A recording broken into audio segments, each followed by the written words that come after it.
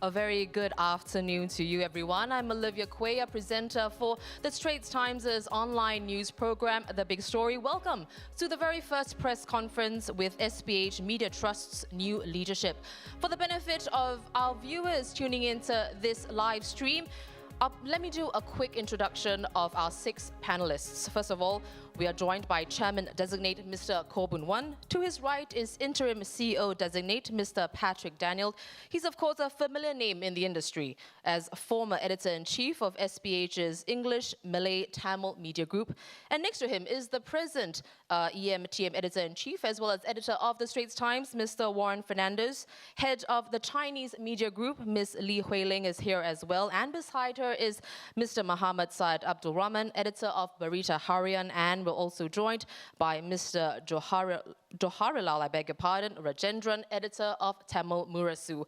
So with those quick introductions, let me hand the floor over to our colleagues from the media. As you can see, there are 2 mics available. A reminder to state your name and the organization that you're representing and to whom that you're addressing your question. You can also remove your mask when asking your question. So let's have the first question, please. Hi, good afternoon, Cheryl from CNA Digital here. A few questions on leadership for Mr. Khaw. So you mentioned that Mr. Patrick Daniel will be interim CEO. How long do you hope to take in finding a new longer-term CEO? Second question, will your search be global or will you hope to find a Singaporean to lead the team? And the last question would be, you mentioned digital transformation quite significantly in your speech. Would you consider looking for a tech or a digital leader for the CLG? Thank you. Thank you, Cheryl. The search will start quite soon. How long we will take, I hope not too long, but still, these are not talents which are available easily, you know, and I hope it's something that by the time of maybe next year, we would have completed the search. But Patrick Daniel has been chasing me because he's in retirement, and I know, you know, what retirement is all about, and I will not overtax him. In terms of what kind of people we are looking for, Singaporean or non-Singaporean, I think it will be very hard to get a foreigner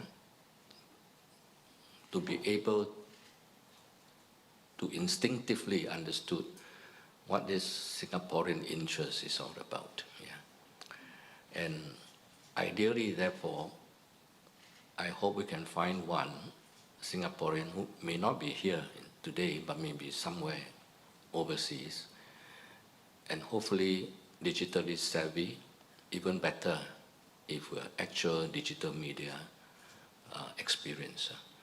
We have not started the search yet, but we will be able to assess, I think, several weeks or months down the road to see how likely we will be able to secure such an ideal candidate. But meanwhile, Patrick will be with us as CEO for quite some time. Yeah. Anything else? Yeah. Yes. Hi, Mr. Khaw. Nurhaiza from Berita Harian. I have a few questions. First, as we grow digitalization, intensify digitalization, why is retaining print important? And my second question, the fact that digitalization investment will take some time to recoup investment, are you looking at other sources? And my third, for vernacular papers like Berita Harian and Tamil Murasu, what role do you see us play in this transformation? And the fact that we are smaller and our digital base is smaller, do you think sufficient resources will also be given to us to grow? Thank you. I think the importance of vernacular languages has been articulated in Parliament and also stressed in my statement earlier. And that is an important part of all this transformation. We are 4 languages, 4 racial groups, And as I explained to staff a short while ago, they are not just language translation of each other. And that's why we have 4 different newsrooms, because serving quite different clientele. They are all Singaporeans, but their interests, priorities are not always identical. I mean, to give as an example, I'm bilingual. I could have just get whatever I need to get from local media by reading Straits Times, but I subscribe to both Straits Times and Chao Pang because the coverage, the perspectives are different. And I think that is an important considerations that for us in the media ought to be aware of. And I'm quite sure the same thing with Britain. Of course, the market size are different for different languages, and that's why newsrooms clientele with the other newsrooms are different. I explained to staff a while ago that we could describe SPH Media as one vehicle with 4 different engines. But that, to me, is inaccurate. In fact, a more accurate analogy, if you want an analogy, is we have 4 different vehicles, but we hope we can forge them towards a common objective so that they are running in the same direction but at different speeds. And we should celebrate each other's or one another's success, even though we may be traveling at different speed because of the unique differences of the clientele that you serve. And under the current listed company model, the metrics of measuring success and therefore resource allocation has to be bottom line, dollar and cents. But against the national role, which we are talking about for all the 4 languages and SPH Media, we have to be much more sophisticated in measuring and tracking progress and success. Money will always be important, but it is not just money alone. Yeah. I explained to the staff just now that at the highest level, what are our strategic objectives? We want a well-informed population, we want a united people, and we want an actively engaged citizenship who knows Singapore interests and Singaporean values. That, to me, are the higher objectives of what nation building is all about. And of course, working towards the objective, media is only one of the players, but an important player. So, as SPH Media, we must think through and think about how can we help contribute to this higher objective of an informed population, united people, and an actively engaged citizenship with Singaporean values and interests at heart. And from there, I think we can translate into what are the suitable metrics that our newsroom can contribute. And we measure that metrics that way. So that is how I hope over the next few weeks, as I brainstorm with the staff, to think about. More importantly in this whole process is I wanted them to start thinking about actually what are the products that you are producing today and how do they contribute to this higher objective. Are there new products that we have to evolve that can also contribute to these objectives? Are there existing products which you may find actually is peripheral?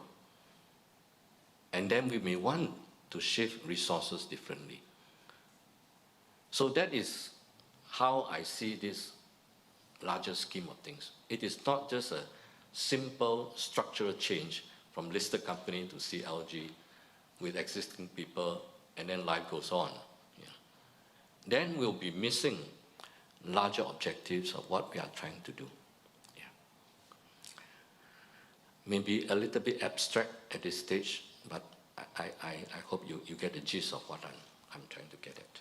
So we talk about, will there be new sources of revenue? Maybe. As we evolve new products, we may find that, there are ways of doing some new products and so on, which may be relevant to the objective and yet bring us additional revenue. And not just a simple, I produce a newspaper and that's it, or I run a radio station and that's it. Yeah. Please. Good afternoon, everyone. This is Lynette from the Straits Times. Yes. I have two questions, one for Mr. Khaw and one for Mr. Daniel. For Mr. Khaw, what do you see as key to raising standards of journalism, and what will your approach be to ensuring editorial integrity and growing and retaining talent? And for Mr. Daniel, I'd like to ask, how long do you see your tenure, and what would you like to achieve this time round? Thank you. Yeah. Thank you, Lynette. Yeah, we also touched on this topic at the town hall just now. Actually, had we opened the town hall to your, you would save me a lot of of breath, but never mind. Yes, the key point I wanted to stress is that we are in the creative industry, and creative industry requires creative talent, and talent is always short. But to be able to recruit and retain talent, you need competitive, wages and working conditions. So that to me is straightforward. That if we can, through this new structure, new emphasis, and additional resources that we can count on, enhance our ability to attract skilled talent to serve our higher objective. That is what we would do. I shared with staff just now that for me, the 3 priorities for this year are, 1, that we want to make sure there's a smooth transition. And that one, Patrick Daniel, I'm quite sure will deliver on that. Secondly was precisely the point that you made, that I wanted to use the opportunity of more resources or additional resources to beef up the newsroom, because I heard that because of several years of cost pressure, some newsrooms, some or all newsrooms may have been weakened or diminished in terms of capacity or in ability to retain good staff. We will use this opportunity to try to beef it up. So pass the words around. If you have good writers out there who left us last year or recently, and they are good team workers, bring them back. I'll find the money, to pay them, so that we can enhance the newsroom, and then we can push on with what we need to do. The third priority will be user experience, because in digital transformation, our digital products must be so seamless and user-friendly that I think the customers will be, more able first to access the products and to continue on subscribing to our products. I read a lot. I buy maybe a book a week. Used to be from the bookshops, but for 3 years now, I'm just completely on Kindle. And it's so easy. One click. I read book reviews weekly, especially from Financial Times. And then when they suggest some books which I thought sounds interesting for me, I could straight away check, is it in the Kindle store, and almost all the time it is, and then just one click, and it's downloaded. More importantly, they allow for sampling, free, so it costs me nothing. And we all know that at the end of the day, shopping a lot of time is impulse shopping. Because if you put hindrances along the way, 3 days later, I may lose interest, and then this transaction does not even happen. I do not know what is our level of user experience in the case of st.com or chaopo.com. I hope it's as good as e-Kindle, but if it is not, then I think recognize that and work hard to try to catch up with the best in class. And to me, you know, one good example of best in class will be Kindle. So this will be a third area of emphasis, but I want to define customer more widely. The subscribers are external customers, but there are internal customers, the journalists in the newsroom. And under this third thrust, my team would like to sit down soon with the newsroom. What is the journalist's process or journey, your day-to-day life, from an idea to when you complete your project or article, and when you reach your reader or audience, whether it's print or digital? What is this whole process like? Can we, with the use of technology, make your life simpler and perhaps even faster, so that you can bring from idea to the audience as quickly as you can? And along the way, it will also help my team understand what is your existing process, what are your constraints, are there smart ways to overcome some of these constraints. So this I define as an internal customer's experience, and I certainly want to be able to make a difference there.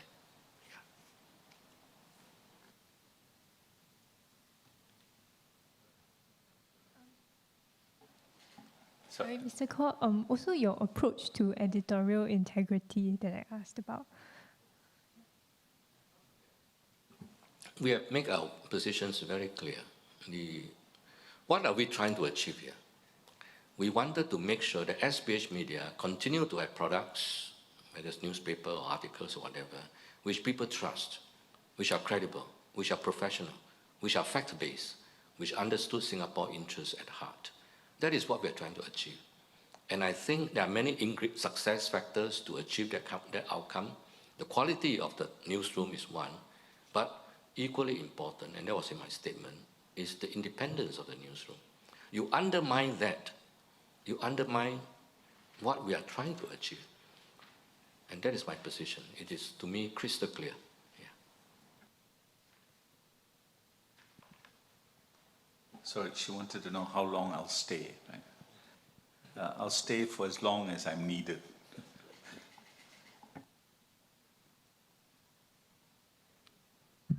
Hi, this is Hui from CNA TV. I have two questions for Mr. Khaw.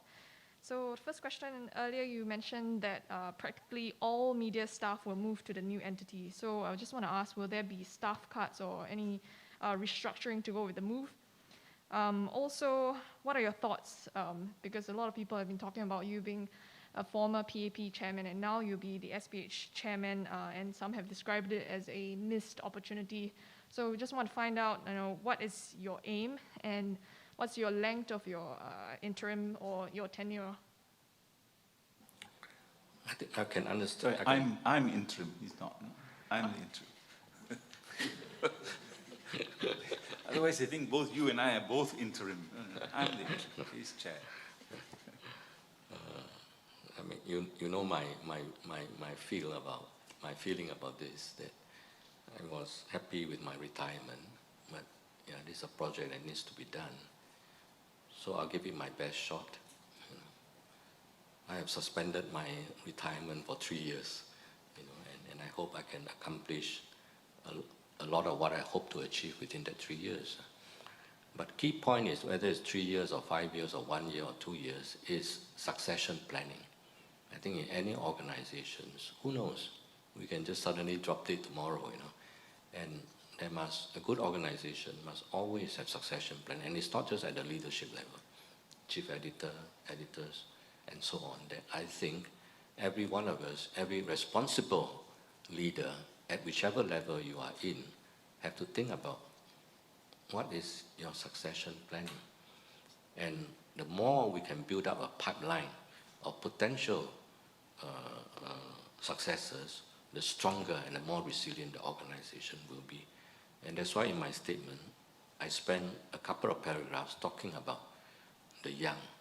How do we recruit, make and nurture, attract new journalists and train them, you know, and offer them a career which hopefully they will stay in. Yeah.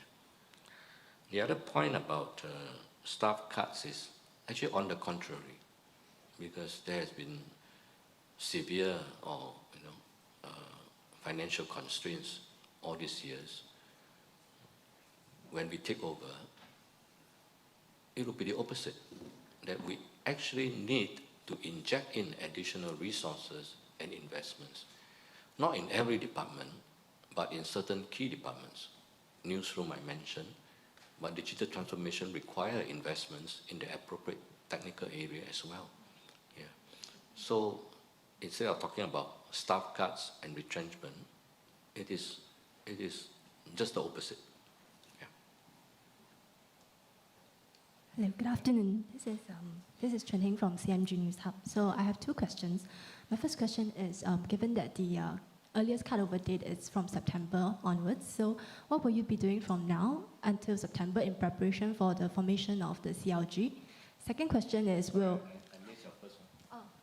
let me repeat my first question. So given that the cutover date is earliest in September, so what will you be doing from now until September in preparation for the formation of the CLG? My second question is, will one of the focus of the CLG be developing a bigger audience base outside of Singapore? And if so, how will you build the business and tech capabilities to engage with overseas audience? Thank you. We have already started preparatory work, and we have been very busy. Because it's not just, supposing it is September 1st, a team moves out, a new team comes in, and we are in business. It doesn't work that way. So those are details which I don't think I need to go into. Secondly, about overseas markets. The overseas markets are important. And I'll explain why they are important. Because in digital media, the economics is a very interesting one. The key difference between digital media and print media is, for digital media, the marginal cost of production is almost zero once you have certain size. And I explained to colleagues just now that I've been looking at the growth of New York Times in the digital space.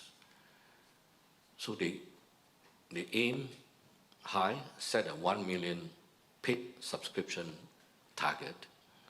Took them a few years to cross that. But when they cross that, the financials are still far from healthy. And they know it. So as soon as you cross it, they double.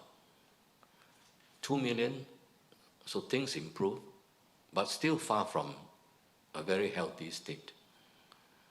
But progressively as it built on, and now that they got 6, 7 million, they begin to look at possibility of making profits annually. Whether they're sustainable has yet to be seen. So there lies this interesting phenomenon of the economics of digital media. You need a certain size beyond which, when you continue to grow, your economics become more and more attractive. And there lies our difficulty, because we only have 1.2 million households. And if everyone is our subscriber, you can only get 1.2 million paid subscribers. If your penetration is 80%, then it's only 1 million. And 1 million is not enough for us to hit a sustainable, financially comfortable level. And that's why it's so crucial to go beyond. So the question is, are there prospects for going beyond? I said yes. Yeah. Chao Bao showed us that there's interest in China, and Chao Bao brand is quite a positive one in China. Can we do more? I certainly hope we can do that. And I hope to pump in resources to help them grow that market.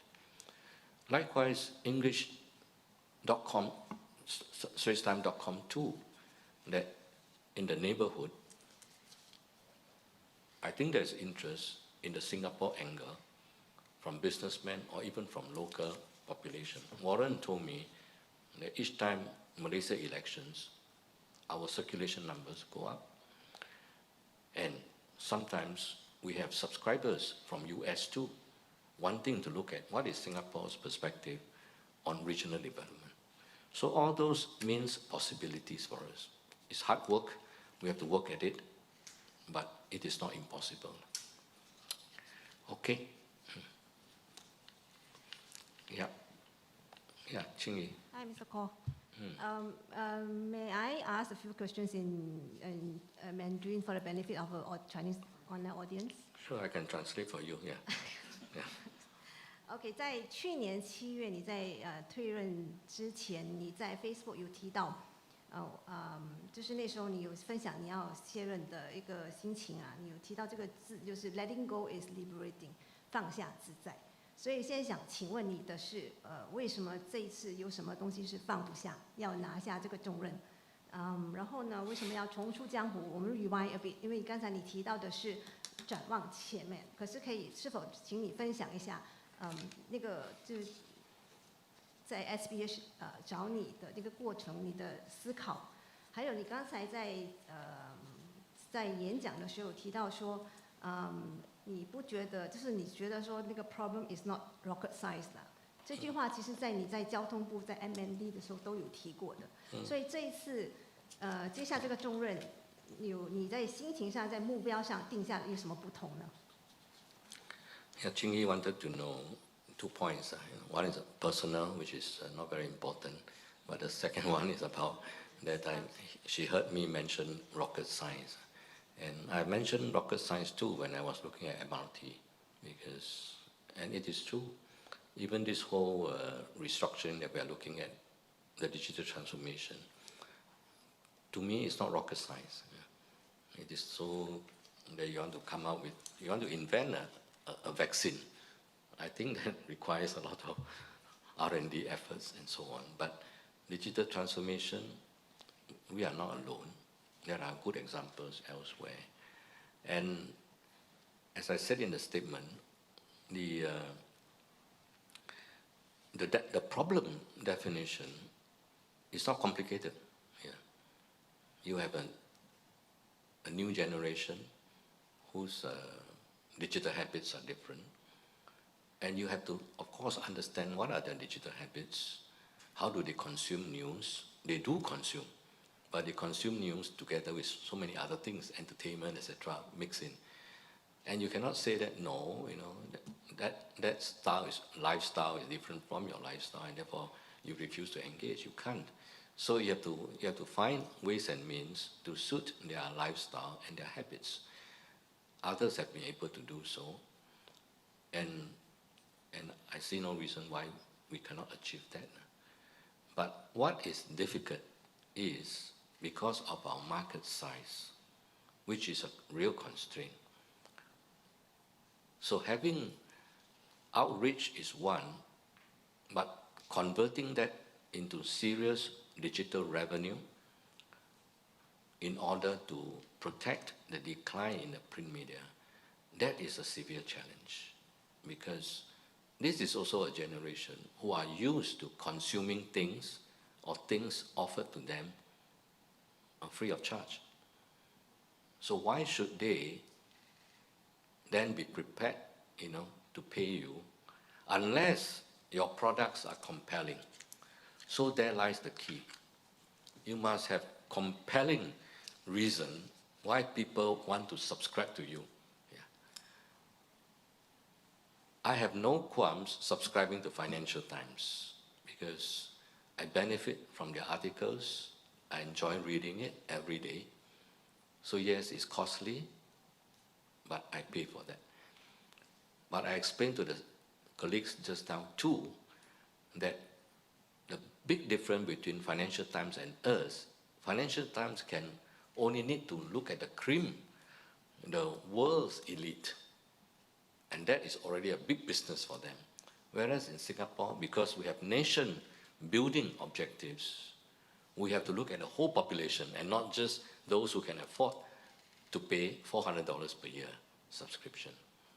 So almost certainly, we have to think about how to structure the financing properly.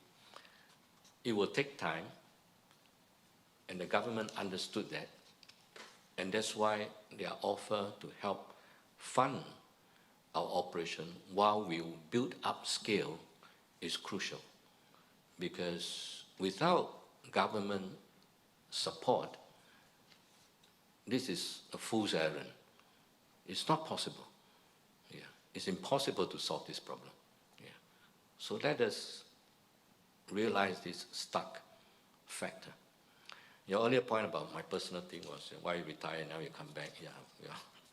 That's life. That's my karma. Yeah. Yeah. Sorry. Yeah. I'm as persistent as you. I actually meant you to reply that in Mandarin. Can we take it offline? Because I think we are running out of time. And can I have another question on what's your expectations for the Chinese media in particular, especially given the environment, Singapore environment that we are facing now? We are even facing an even more challenging time as compared to the English media. I have very high expectation of the Chinese media. 因为对我来讲，我们现在来到一个转折点。如果我们照旧，好像以前的做法，以前的商业模型，我可以保证，我们的媒体就会继续一直向下滑，甚至于有可能会消失掉。我个人的意见是，其实这个危机是一个契机，是一个机会来的。如果我用一个简单的比喻，报纸你要卖到一个新的市场，外国，第一成本高，第二不一定外国政府会欢迎我们的报纸，种种的这个障碍。不过，如果这个 digital media 数码媒体，他们的障碍就比较少。如果能够有智慧的、好好的利用这个数码媒体，我们是可以把外国的市场做成是我们的市场。所以我个人是认为，我们应该有把眼光放得远，把目标提高，尽量设法看能不能够实现这一个理想，而且更重要的就是召集那些跟我们同样有这个理想的人才，一起工作，我相信是做得来的。不过这条路不容易走啊，而且是一个很长的路，把是值得做的。我为什么用你的话重出江湖？我会看能不能够尽我的力量，助你们一臂之力。Okay, shall we end the session? Oh, sorry, you have one. Yeah, please. The gentleman behind. Yeah. Oh, sorry. Sorry, I didn't see you. Yeah, Sorry. hi, Sorry, Mr. Khaw. I'm Venga from Tamil Murasu. Tamil Murasu has a good reach and readership both locally and from the world Tamil diaspora. So although our focus is on the local community, in fact, our tagline is voice of the community. We have even had a community section since 2018 to cater to the community readers. But the challenge that the vernacular media faces, I think, is the limited readership pool in Singapore, and we have to also remain globally relevant. And we have set a vision, and we are expanding our reach also to the global market. So now with the whole CLG model, and with we can expect a little bit more funding. What kind of additional resources will be given to the vernacular media? That's number one. And number two is there's an increase in, the general trend is that, English usage is going up, and, the mother tongue, a lot of, especially the younger generation, are losing touch with the language. So, with the whole SPH Media Academy that you were earlier mentioning about, how do you intend to sort of groom the next generation of vernacular media journalists? Yeah, thank you.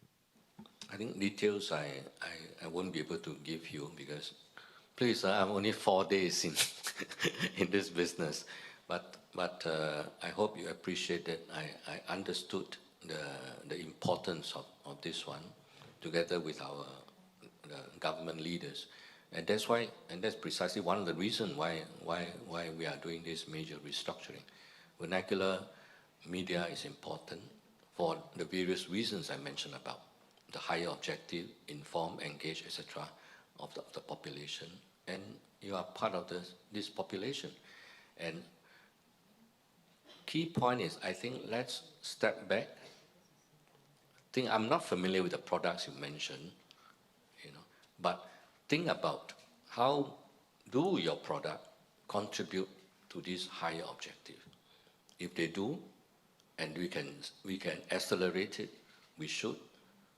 But if you come to the conclusion that actually, they are marginal, it doesn't really contribute, they contribute to other objectives, but not quite this larger objective, then we have to think about, well, we have limited resources, how do we allocate resources? So I'm not saying yes or no, but I'm saying I do not know enough to be able to make a comment. The Chinese press, because I've been reading, and therefore I'm much more familiar, and I see prospects of the China market. So I do not know whether our Tamil products will be able to exploit the larger Indian market the way Chao Pao hope to tap on the China market. Yeah. So I look forward to be educated, and along the way we brainstorm on the way forward. One last question. Yeah. Thanks, Mr. Khaw. I'm Raphael from the Business Times. So yes. I just have 2 quick questions. One is the longer-term priorities for the SPH Media CLG. And the second one is because the whole restructuring is subject to shareholder approval. Yes. So what happens if shareholders do not approve this? I suppose I go back to retirement. But I met Dr. Lee yesterday. I think he gave me confidence that I think the shareholders majority understood the big picture. Indeed, this is not just about SPH listed company. This is about larger objectives, nation building, the importance of national media, and we think CLG is a good solution. It is not the silver bullet, but without taking this major step, it is very difficult to try to do what I've just talked about through the listed company framework. That is what it's all about. Yeah. What was your first question? What is? You touch on some of the priorities for the next year. What are the longer-term priorities for the CLG? I think long-term priorities are straightforward, that we wanted to make sure the continuing viability of our national media in all 4 languages. Yeah. 许先生，不好打扰一下。你好，我是8频道的梁翔。我有一些问题需要问您，就是您9月1号上任之后呢，您的当务之急是什么？然后你会怎么样来维护新闻的专业以及是独立性的？然后再有2500人将会跟着您一起去到新的公司，那在他们的福利跟薪金方面会有些调整吗？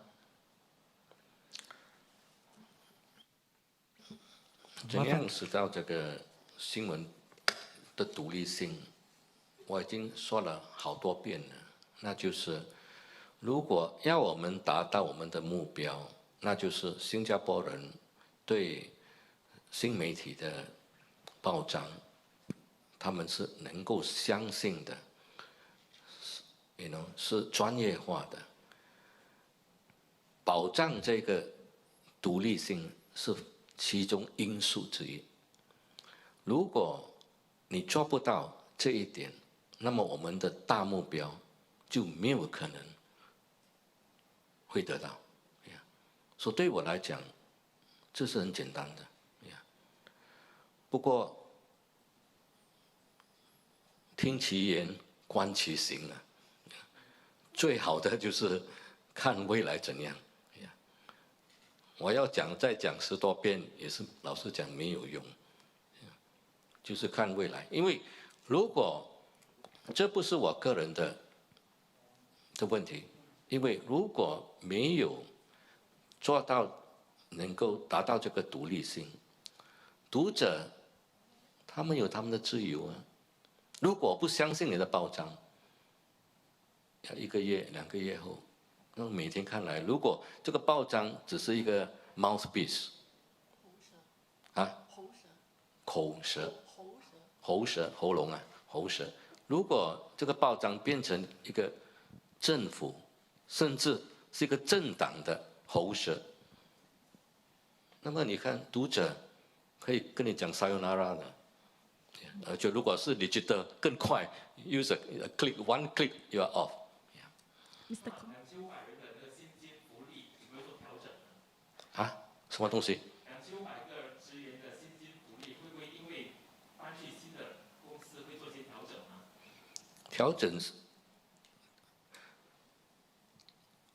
调整的办法其实是刚刚好是，我知道很多人是担忧，会不会裁员，会不会薪水更加降低，其实是反而是这是 opposite， 也是相反的，因为我们需要做的东西，我们知道是需要更多的这个投资进去的。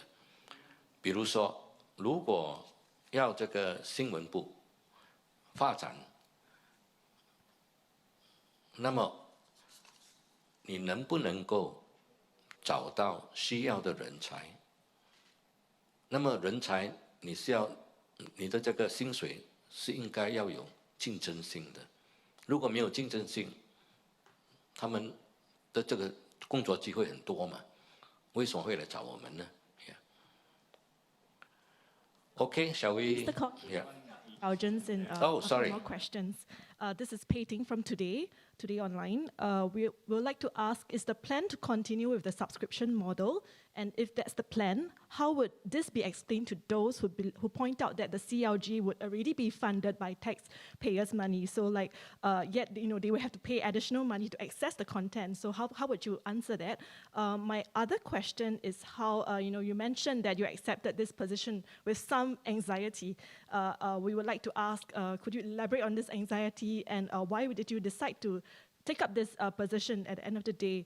And also in recent days, some people brought up the comment you made in 2017 where you took issue with, mainstream media coverage of the MRT resignaling project. We would like to, they raised about questions about whether you are truly familiar with the tenets of journalism. What do you think of those comments as well? Thank you. Yeah. The 3 questions. What was the first one? Sorry. 所以你看年老了不一样了。The first question. Oh, okay. Yeah, sorry. The plan on the subscription model.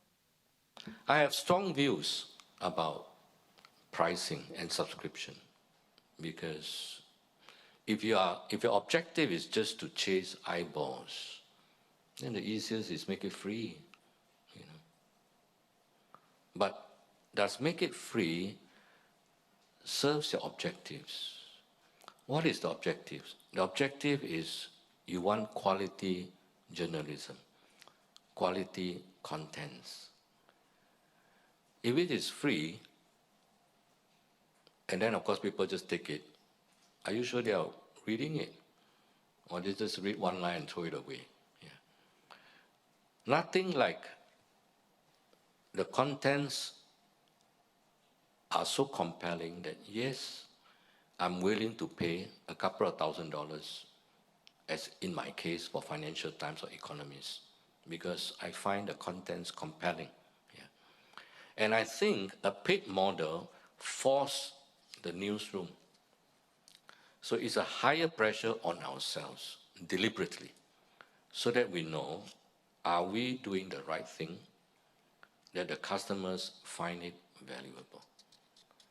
But let me add that pricing is both a science and an art. It is not just a simple put out a toll gate, so many dollars, and that's it. That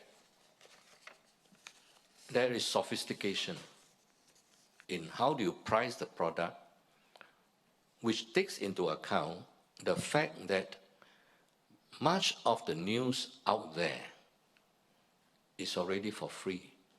So if you insist on paid, and your product is just an ordinary breaking news without much analysis or insights, then why should people pay, to buy your product? It's as simple as that. So this paid model forces us to make sure you are a lot more analytical, deeper analysis, and more importantly, original insights, which I can't get from the competition. So it's a higher call, and there lies the same question that we talked about just now about talent. And this is the type of talent you have to try to assemble. And to assemble that kind of a talent, your wage scales must be competitive. Not to everyone, but for these special skills, then you have to make sure you pay them properly. Otherwise, they'll just leave you, they go somewhere else. Yeah. You talk about 2017. Yeah, I was in MOT, and MOT 2017 was a memorable year, I think. That was when the train crashed, is it? And then why? I blew my top, is it? I'm not one who blew tops easily, yeah. So can you refresh my memory? What happened in 2017? I think you said that risk signaling is a very complex task, but yes, media it is. think that it's very easy, like holding a pen and writing a few articles and getting signaling done. Really? I said so, huh? Oh, that's quite original thinking, yeah. Yeah. Yeah. But yeah, what does that mean? Yeah. A number of people question whether you're familiar with the tenets of journalism. So what do you think of those comments?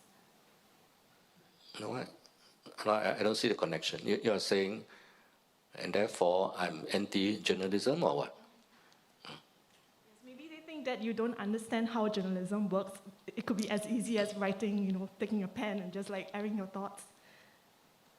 Yeah, I don't know how to be a journalist. That is true. I'm not a journalist, yeah. I'm out of my depth here, yeah.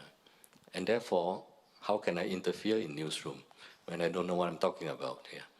So I know why I'm coming in here for, and I have certain value add that I bring to the CLG, and I will make sure I deliver on what I can deliver, yeah. And we leave the newsroom to Warren and Hui Ling, Saad and Raj.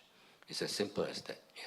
But I think my main contribution, I hope, is a significant one, that if I can help you reflect, reconstruct your products to help us realize bigger potential and make the SPH media brand even better, why not? Earlier, my second question is on the anxiety that you're feeling. Is this what you're talking about? Yeah, indeed, because I'm anxious, because I mean, I'm not a media man. I think I've explained that before. I'm not a media man, and that's why I'm anxious. You asked me to do a healthcare project, And if I have the interest and the time, you know, I'll take it on with great confidence because I know what I'm doing. My big worry was, what can I do to help you all? My coming here is to help SPH Media. But if I cannot make a difference, then it's a waste of time and a missed opportunity, as somebody put it. Yeah. But as I met many of your colleagues, they try to convince me that I can make a difference, and I'll do my best. Thank you. All right, thank you to Mr. Khaw, Mr. Daniel, and the rest of our panelists for this press conference, and of course to our colleagues in the media as well for attending today's event. Do enjoy the rest of your Wednesday, and thank you again for coming.